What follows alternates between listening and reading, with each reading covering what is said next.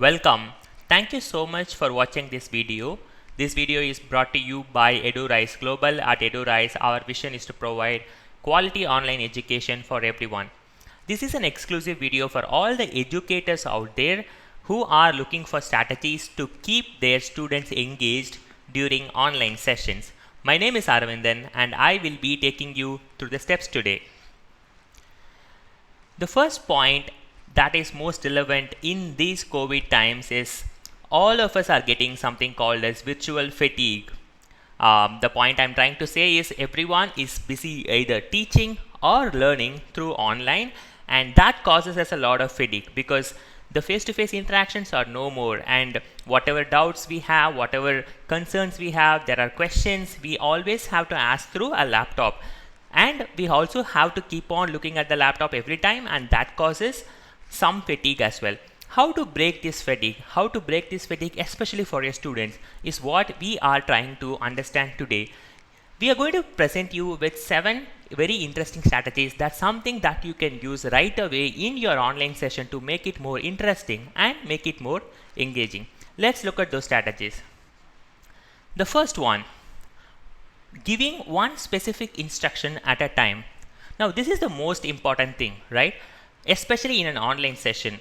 For example, let's say when you're doing a face-to-face teaching, when you're doing a teaching in person, you can give multiple instructions at the same time. For example, take out your social book, go to page number 15, the second paragraph, third line. Now that specific instruction will not work, especially in an online session, because the students have a little bit of lag in understanding these instructions, and because it's virtual, they also need some time to process it and to act upon it. Let me give you an example. Go to the page number 15 of the file that I shared with you on a Google Drive. Now this may look like a very simple instruction for you, but for a student this could be a very complex instruction. Now how do we break this up? Let me actually give a solution to this example itself, right? For example, you could say the first step is to open your Gmail. Yeah, maybe give some time after that and request the students go to page go to the Google Drive file which I shared with you. Open the file. Now go to page number 15. Now providing this specific step in 4 different instructions helps the students to easily do it and to make it very engaging for them as well. The second strategy that I'm going to take you through now is opening up ways for multi-way interaction. Like what are multi-way interactions? Like typically, so these are 2 things that happen in an online session. For example, the teacher speaks and the student listens. This is a one-way interaction. Only the teacher speaks. And in some cases, teachers also open up 2-way interactions. Like for example, the teacher asks a question and the students answer them, and the ball comes back to the teacher's court again. Now, multi-way interactions are a very interesting way you can take the virtual learning session by making it far more engaging and far more interesting. Like how do we do it? Ask the students open-ended questions, right? Ask sort of a debatable questions in which if the students answer, the students can actually challenge their points or add up to their points. Like those questions can really engage the learners because they are learning from each other. There is a sort of peer learning in it, there is a group learning in it. So always the teacher should find ways to open up multi-way interactions because they are the most interesting way. The third strategy I'm going to share with you today is using simple language. At some points we all feel like using really difficult English words, especially for learners who are learning English as a second language.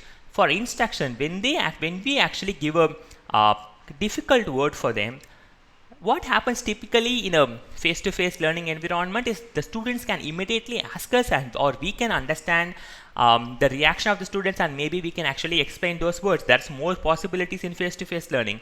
But at the same time, in a virtual learning, if we are telling some words which the students can't comprehend, then their engagement level naturally goes down. And that's why it's very, very important that we speak in a language, we speak those words which are in the reading level or in the understandable level of the students. Yeah, using simple words is a third important strategy.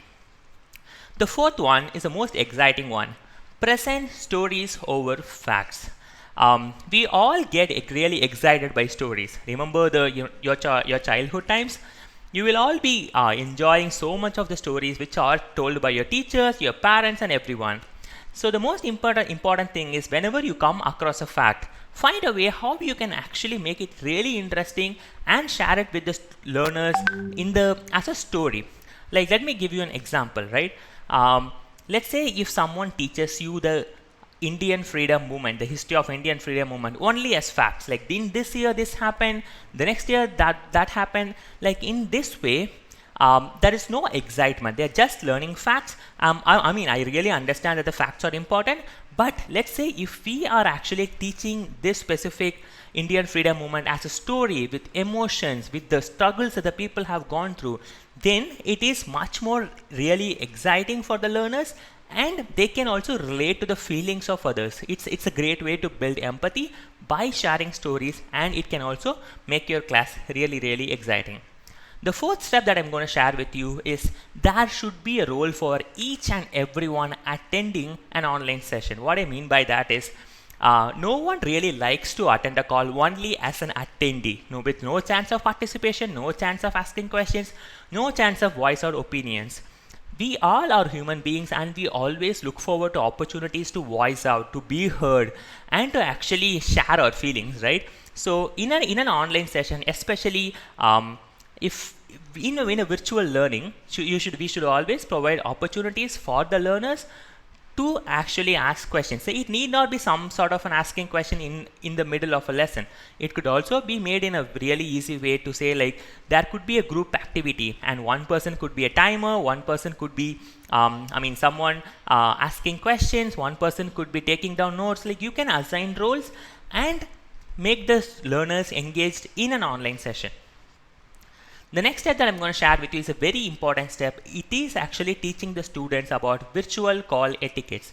There are so many things that has to be followed in a virtual call to make it very effective. Like, for example, muting the call when you are not speaking, unmuting when you are speaking on the call, posting questions on the comment box, attending the calls well ahead of the time. Like, for example, if the call is scheduled at 9 o'clock, being there at 8:55. These are things that we can definitely teach the learners and make it very well in advance, so that they actually enjoy the learning process and do not need to worry about the process of handling those virtual equipments, right? The seventh and the final tip that I have for you is in a virtual learning environment, this really works. Less is more. The very less we share and the more we actually ask the students to voice out, ask the students to speak up, that's when it gets more exciting. As a teacher, your role is to enable the students to share more and not actually speaking throughout the entire lesson, right? So just remember this is a very important thing. Less is more, especially in a virtual learning environment. Let's do a quick summary of whatever tips that we have saw today. The first one is one instruction at a time, giving a specific instruction. The second one is opening up ways for multi-way interaction, like how are we engaging all the learners all the time, using simple language, speaking in a language that's convenient for the learners, presenting stories over facts, making it really exciting, assigning a role for everyone. Everybody is important and everybody needs to get a feeling of participation. That's why this and virtual call etiquette. This is something that we have to reiterate in each and every lesson, right? Making the learners really understanding about following the etiquettes and how it can help in an online learning environment. And the final one is less is more. Speak little and allow the learners to actually voice out more, ask questions, provide suggestions. That's when it gets more engaging. Thank you so much for watching this video. This is brought to you by EduRise Global again. Please feel free to follow us on social media. So we are literally everywhere. So we are on YouTube, we are on Medium, Instagram, Facebook, Twitter, LinkedIn, and we also have a website. Please feel free to subscribe to this channel if you need additional video. If you are an educator and if you want to understand more about the strategies that we have taught, we are exclusively doing workshops specifically for educators, helping them to create better presentations, helping them to gamify their lessons, helping them to conduct sessions in a virtually safe way. Like, these are the workshops that we do. Please drop a comment if you are interested. We will be getting back to you with more information. Thank you so much once again. See you in the next video.